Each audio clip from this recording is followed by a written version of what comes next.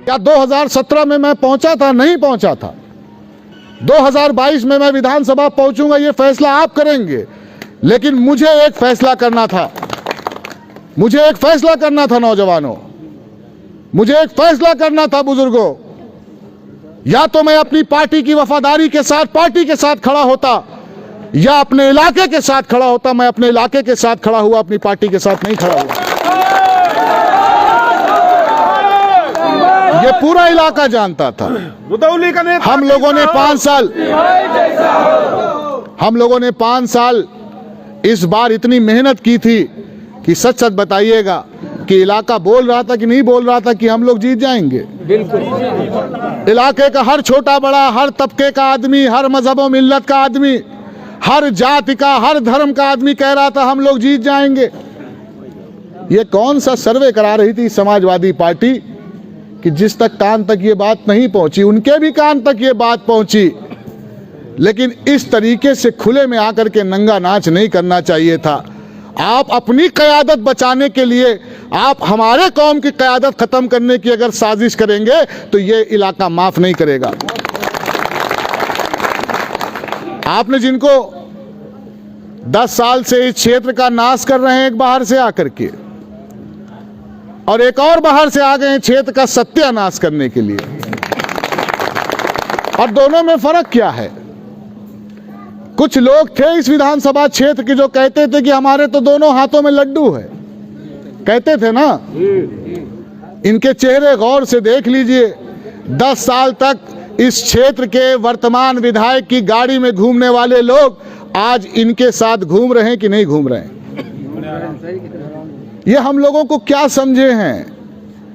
ये हमारी गैरत, हमारी शराफत, हमारी तरबियत, हमारी संस्कृति, हमारी तहजीब है कि हम हाथ नहीं उठाते, लेकिन इसको हमारी कमजोरी न समझा जाए। ये हमारी कमजोरी नहीं है।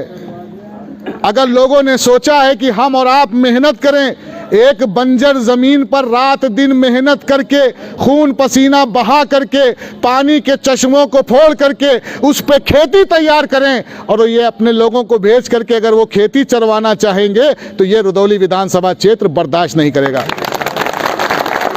ये नहीं करेगा बर्दाश्त। बहुत सारे लोग हमारे और आपके बीच में हैं। ये जिम्मेदारी सिर्फ मेरी नहीं है, ये जिम्मेदारी सिर्फ आतिर मियां की नहीं है, गुड्डू भाई आपकी जिम्मेदारी नहीं है।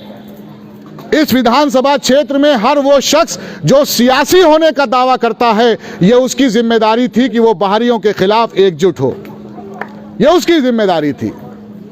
लेकिन अगर कोई अपनी जिम्मेदारी नहीं पूरी कर रहा, ऐसे ऐसे लोग हमको अब पार्टी वफादारी का पाठ पढ़ा रहे हैं कि जो 2012 में भी हमारे और आपके पीठ पे खंजर भोंक के बैठे हैं, और 2017 में भी हमारे आपके पीठ में खंजर भोंकने का काम किया है।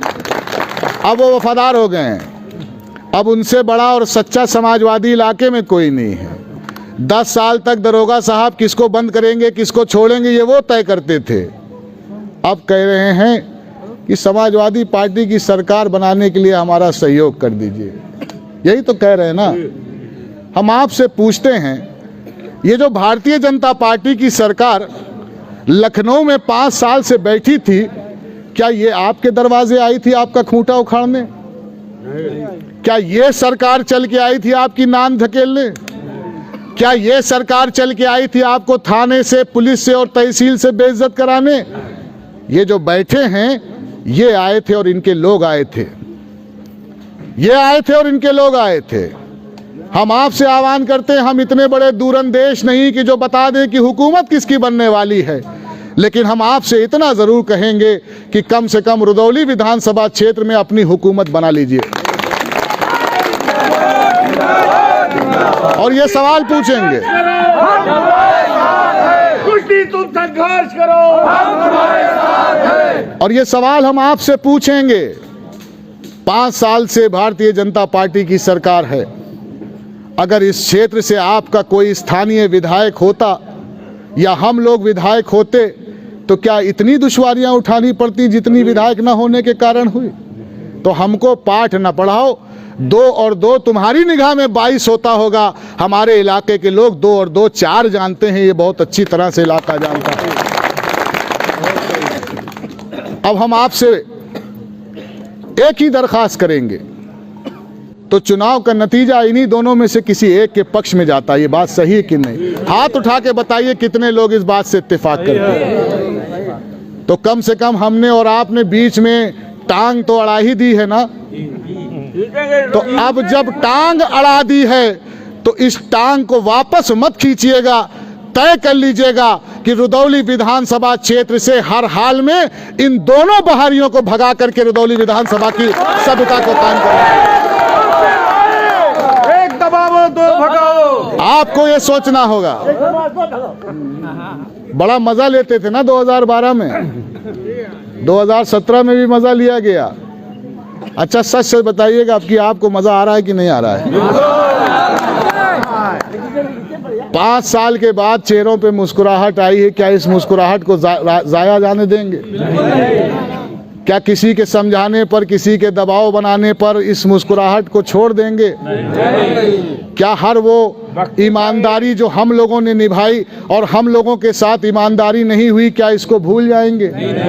तो अगर नहीं भूलेंगे तो हम आपसे सिर्फ इतना कहते हैं कि जिंदगी मौके बहुत कम देती है, बहुत कम मौके देती है जिंदगी।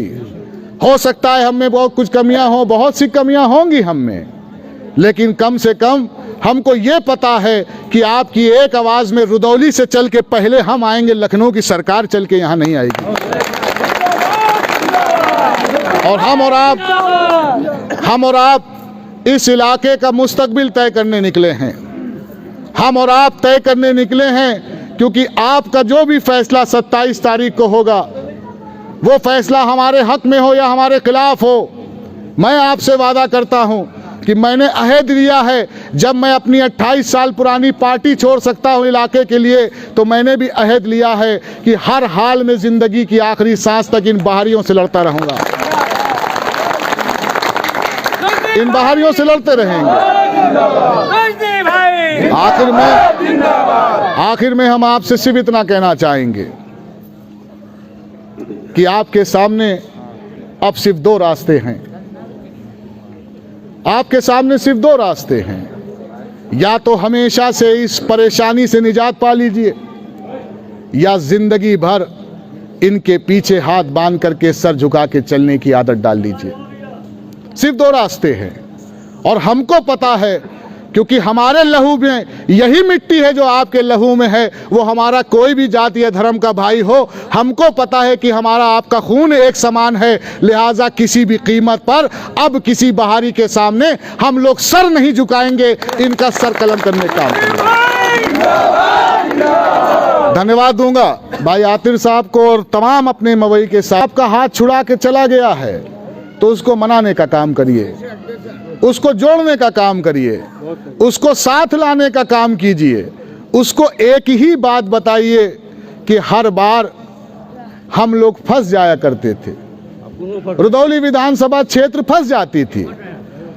इतने बाहरी आ जाते थे कि समझ में नहीं आता था कि हम लड़ किससे रहे। यही होता था ना।